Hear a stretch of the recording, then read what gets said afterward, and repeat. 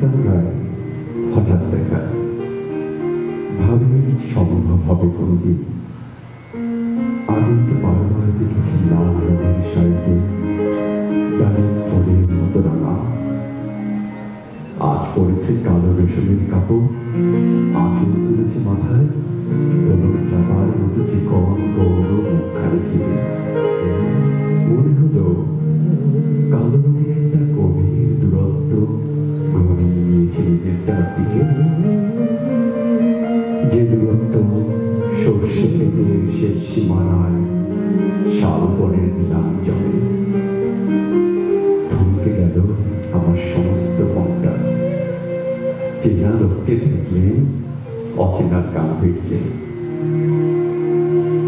হঠাৎ খবরের কাগজ ফেলে দিয়ে আমাকে বলে নমস্কার, সমাজবিধির পথ গেল খুলে, আলাপ করলেন শুরু।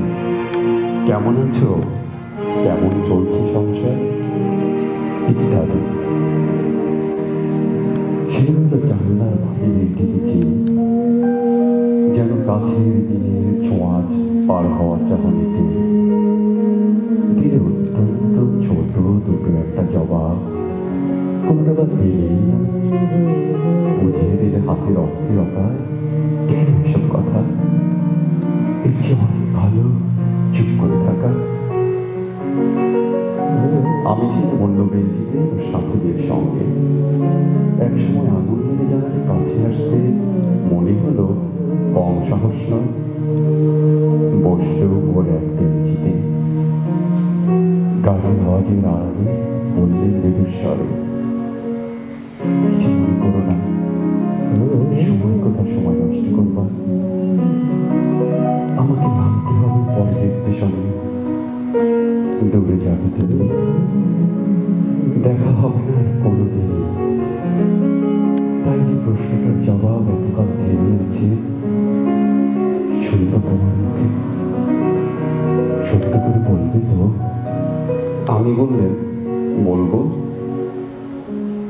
বাইরের আকাশের দিকে তাকিয়ে শুধলো, আমাদের গেছে যদি একেবারে কি গেছে, কিছু দিনই বাকি। একটুকু রইলেন চুপ করে, তারপর বললেন, রাতের সব তারাই আছে দিনের আলোর গভীরে। খটকা লাগলো, কি জানি বানিয়ে বললেন নাকি। ও বললেন, থাক এখন যাও দিকে। সবাই নেমে গেল পরের স্টেশনে। আমি চললেন